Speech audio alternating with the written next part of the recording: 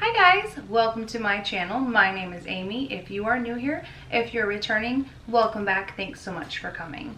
Today I'm going to talk to you guys about homeschooling. I have a guest.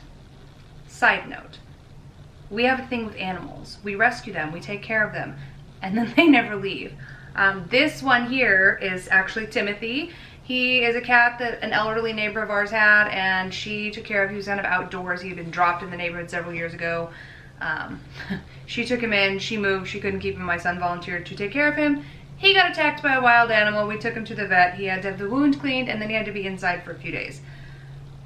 He was able to go outside several days ago. He has not left yet. Anyway, moving on. So if you see him wandering around, it's because he really likes my room and my bed, and they can't quite get him to go away. But homeschooling. So you may or may not know from watching my channel, we did a life update recently. For those of you that don't know, we have 4 children, and when we moved from Oregon to North Carolina, we did not re-enroll them in public school. Of our 4 kids, 3 of them were previously in public school. They were in 5th, 3rd, and pre-K. They all finished off the school year, and then we moved, and so when we moved, we decided to just kind of give them time to decompress, and we decided we were going to try homeschooling. 2 of my kids have attention deficit disorders. One of them has a hyperactivity component, one of them doesn't.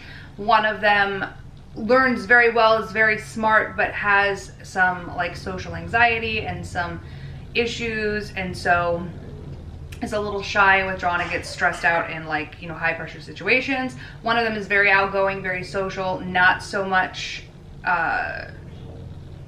thriving in the typical school homework testing aptitude environment. So we decided to try out homeschooling and see how that went. So my daughter is doing 6th grade this year, or did 6th grade this year. My son did 4th grade, and my other son did kindergarten.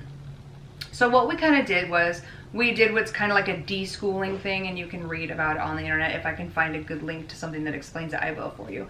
But we kind of deschooled them, gave them a break, let them decompress, let them get out of the routine and the habits of public school for about 6 months. So they finished off the school year last June, and then we moved, and then January 2nd, we started our homeschool curriculum. Initially when we started, what we did was we planned out and did 5 days a week. So Monday through Friday, we did school activities. We did it in the morning, tried to be done by lunch.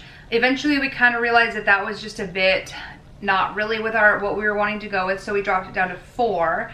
So we did 4 days a week, 2 subjects one day, 3 subjects another day, and we alternated them. So we didn't do every subject every day. Monday and Wednesday were one set of subjects, and Tuesday and Thursday were another set of subjects.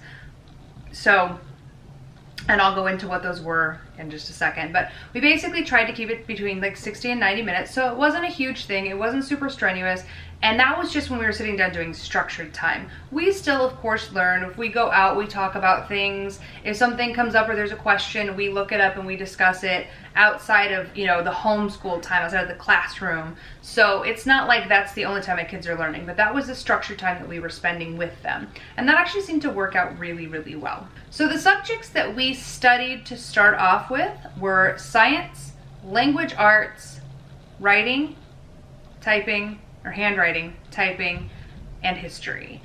We would do language arts, handwriting, and typing on one day, Monday and Wednesday, and then Tuesday and Thursday we did science and history. It worked out really well for us. For me, we didn't incorporate any math. You'll notice there's not any math on that curriculum. For the older kids, they've already learned the basics of math, so I didn't feel like that was something that we really needed to ingrain to them. And we may add a formal math curriculum still.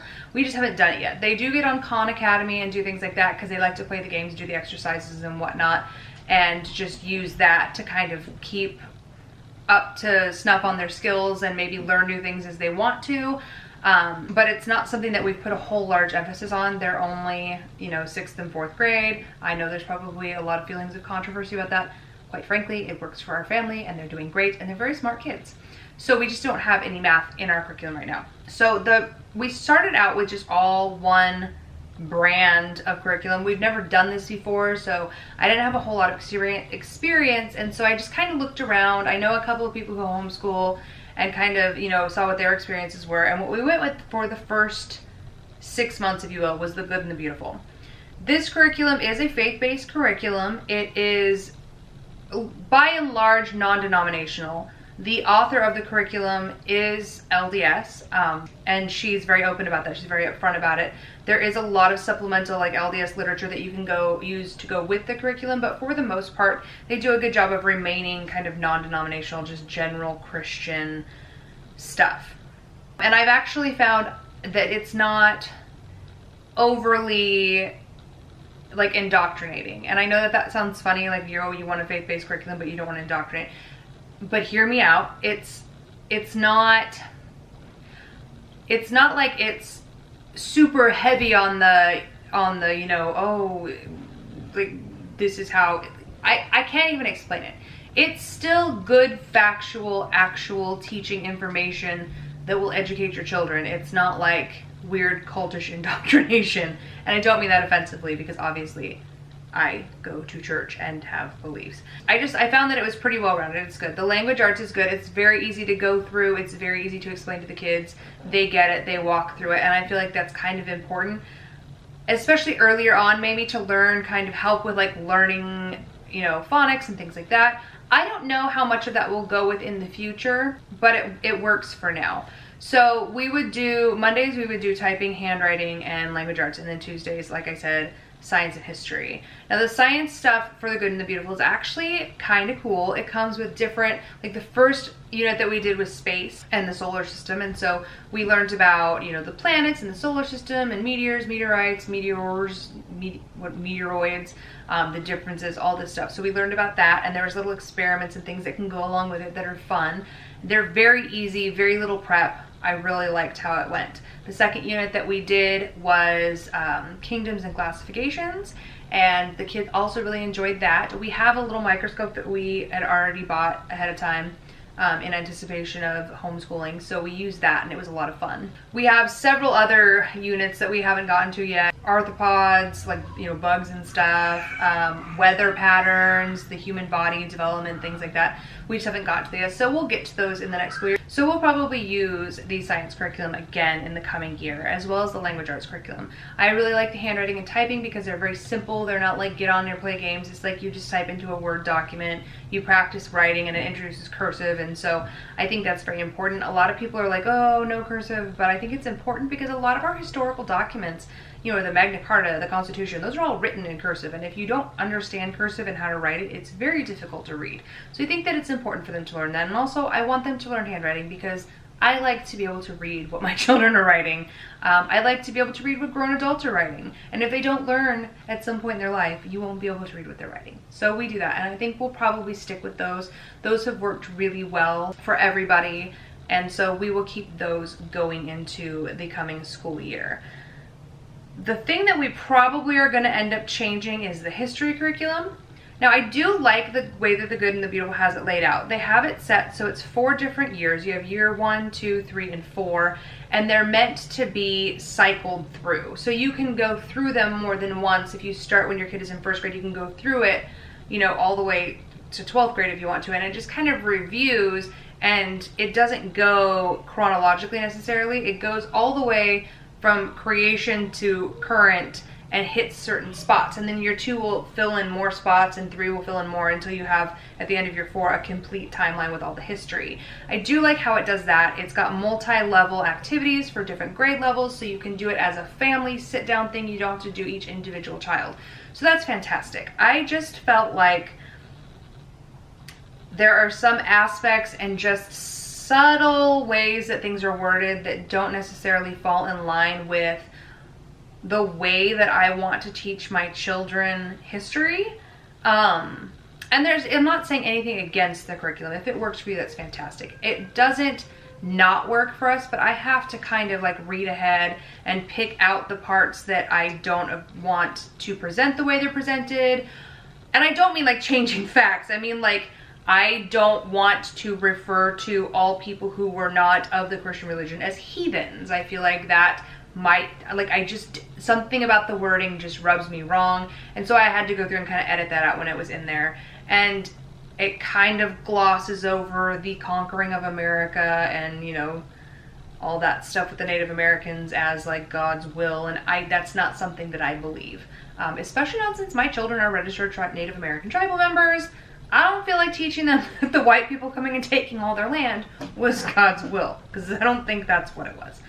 Anyway, all of that aside, we will probably be switching to a different history curriculum. I did find one, and I can't remember the name of the actual history lesson, but it's on the Well Trained Mind website, and it goes through kind of similarly. There's a 4-year program, and you can kind of do it from what I've read as a family, just, you know, based on skill level for the kids and what activities they do and stuff. But it goes through chronologically. It's still 4 years, and you can still repeat and kind of go through it, but instead of doing fill in until you have a complete timeline, it does chunks of the timeline, so it goes chronologically. But I think maybe a better fit. We're gonna try it out, and we'll keep tweaking. We have never homeschooled before, okay? My kids are 12, 10, 6.5, and 3.5, and we've never homeschooled. So we're coming into this having to try things out and kind of get our footing, just like you would when you were first starting out with one child. Timothy's back. But now we've got, you know, 3 in the mix. Jacob hasn't been doing a ton of sit-down structured homeschooling. What he's been focusing on is learning to read. And so he'll, you know, we're working on that with him. He sits into the history lessons and kind of listens, but he doesn't really do any activities. He'll sit in with the science lessons, same thing, and listen, but he doesn't necessarily do any structured activities. And our family is such that the interest in science is always there. So there's constantly questions being asked, which super excites my husband, and he will answer them all with great glee and joy and explain, you know, everything down to the finest intricacies of atoms to them. So that's kind of an ongoing thing. And that's the other thing with homeschooling that I found is because the kids are with us all the time, they're not leaving and, you know, it's not like, well, I don't know what you're learning. What are you learning? You know, I know what they're learning. So if I'm out and about and I see something and we've just recently learned about it, I can point it out. Here's a real world example. Let's talk about this. Or, hey, remember when we learned about this? Here's another fun thing to know. And so I've actually found that it keeps us more engaged with what they're learning because it's at the forefront of my mind. I know exactly what we've been learning about. So if I see something that relates to it, I can help them relate to it too. And it actually has been better. It's been amazing for our kids. My child that has the anxiety has actually opened up. The behaviors that we were seeing that were kind of troublesome and just a result of stress and anxiety have greatly reduced. It has been fantastic. It's just a great experience, I think, for them all around. My other child who struggles with testing and like standardized structure and all that, and was having some self-esteem issues because of performance, has not had those issues, has flourished, has been doing a fantastic job in school, has been, you know, working really well and not getting frustrated, and completing work has not been an issue. So I think all in all, it has been a really positive experience for us. I'm not sad that we did it. I was terrified. Honestly, I wanted to homeschool from the get-go when my daughter was going to kindergarten, but I was terrified that I wouldn't be able to teach her well enough. I was still a little scared with my son, my younger son, because Jacob, he was learning to read, and I was like, oh Lord, how am I going to teach him how to read? Turns out I can teach him to read. It's not so bad. I mean, that's kind of where we're at right now. That's what we've done for the first 6 months. If anybody has homeschooled and has any thoughts or suggestions on maybe what you did, what worked for you, what didn't work for you, please let me know in the comments down below. And also, if you have like any recommendations, curriculum that you've used that has worked well for multiple children. I don't want to spend a great deal of time every day. Like, we don't want to sit down and do like, you know, 9 a.m. to 3 p.m. school. The goal is to keep it to 60 to 90 minutes and then be able to go on with our day. So I don't want something where I have to sit down and teach one kid a 30-minute history lesson and then another kid a 30-minute history lesson and then do a 30-minute, you know what I mean? Like, I don't want to have to be separate. So I like things that can be done kind of as a family. So if you have any of those recommendations, please leave them for me down below. If you are interested in kind of hearing about our homeschool journey or how we do things as a family of 6 or any of that other information, I will have videos up periodically regarding that. I also have videos up regarding intermittent fasting as something that I'm passionate about that has helped me in my personal life, and we throw in vlogs from now and then. So yeah, if you enjoyed this video, if you like what you see, don't forget to subscribe down below so that you can follow us along and see what we're doing from day to day, and we hope to see you back again real soon. Thanks for coming. Bye.